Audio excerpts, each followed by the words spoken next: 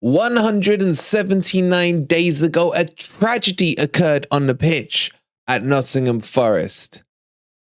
He's back, baby. Welcome to Forest Fan TV.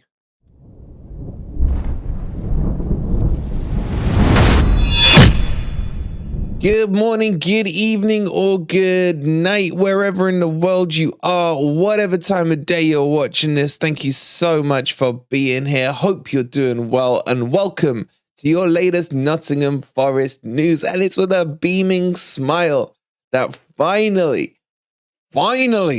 we get to give you the news that I've been waiting weeks, days, months. It almost feels like years. 179 days, as I mentioned earlier, for the great man, the guy I said in the summer was going to be our most important signing, and I still stick by that. Just has he got enough time to work his way back into the team? We'll get into all of that today. Guys, if you're enjoying this, if you are happy that the Moussa Niakhate is back, please just hit that like button right now. Don't hesitate. Get it done right now. If you're new here, subscribe to the channel. And if you'd like to be a member, it's only 99p. Let's jump into this and let's talk you through what we know. All right, let's start by giving you a quick recap of what happened. And I hate going back 179 days to remember it. But for those of you who have short memories, it was against West Ham. It was the 14th of August. It was in the second half, and Niakhate pulls up with what looked like a suspected hamstring injury. He went off for a minute and then came back on like the trooper he is, carried on for a few minutes, and then had to go off. We were told after the match that they'd wait for the scan, see how it was. We were then updated, saying that the scan looked horrific and he's going to be out for at least 6 to 8 weeks. Roll on 6 to 8 weeks later, and he is still out. Coming towards October, where there was an international break, and he actually went away with the Senegalese squad, should I say, and was named on the bench for their first friendly. All was looking rosy, but in between their first and second match, he was sent back to Nottingham Forest with what seemed to be a setback on his injury. And then roll on to December, where we get our first proper update from Moussa himself, who tells us that he will be back in 2023. Then, final update, then towards January, we broke you the news that he would be back towards the start of February, and that was his initial timeline, both him and Omar Richards. Now, they were on similar patterns in terms of when they were going to return. However, Omar Richard has a setback before the window closed, so was basically booted out of the squad. And Niakhate continued on his journey, and yesterday was training with the full first team, back on the grass, as Nottingham Forest said, and he is back.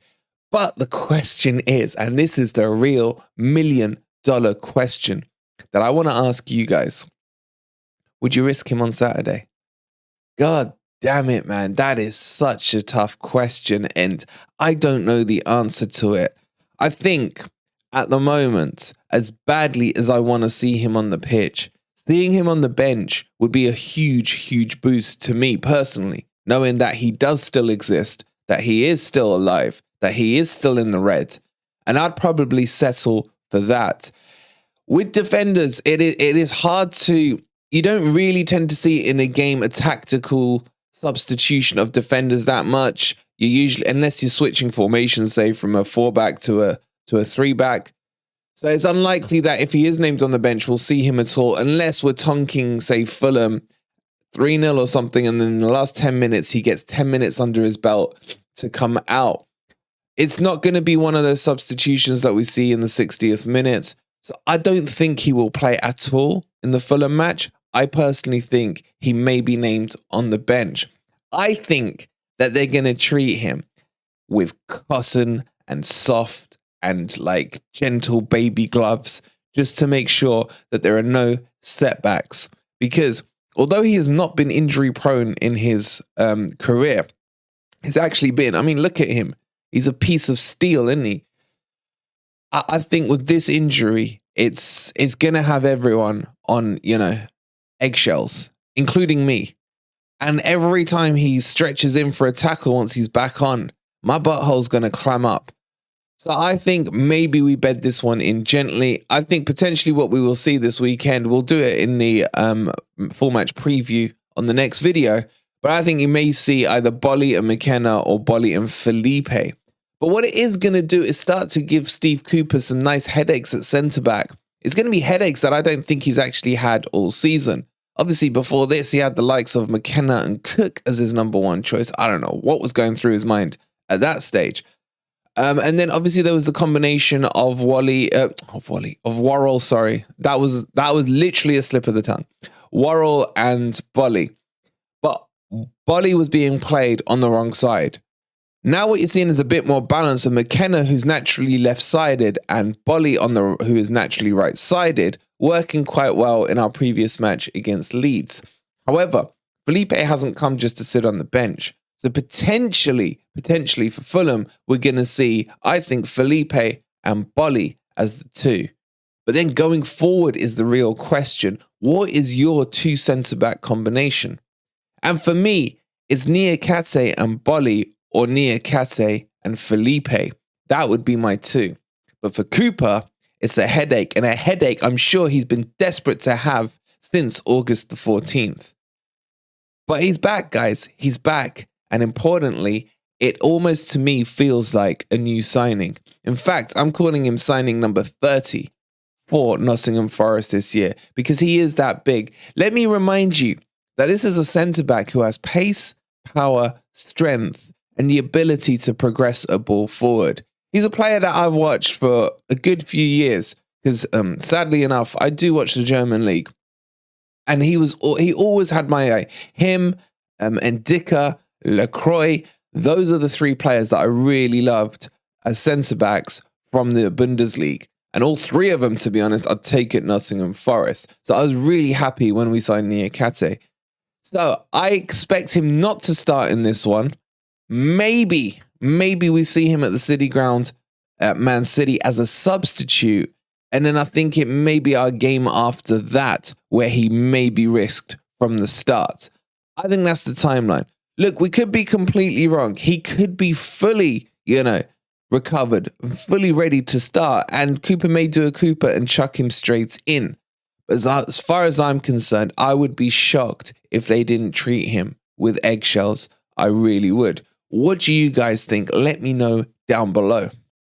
Before we continue, can I give a huge, massive shout out to Dino for covering me yesterday as I had a few things to do. Well, it was my mum's birthday. So happy birthday, Mama Wolverine, for yesterday. And thank you so much, Dino, for stepping up and covering your fantastic videos. I really do appreciate all the work that he does and all the FFTV guys do. And I hope you guys enjoyed it.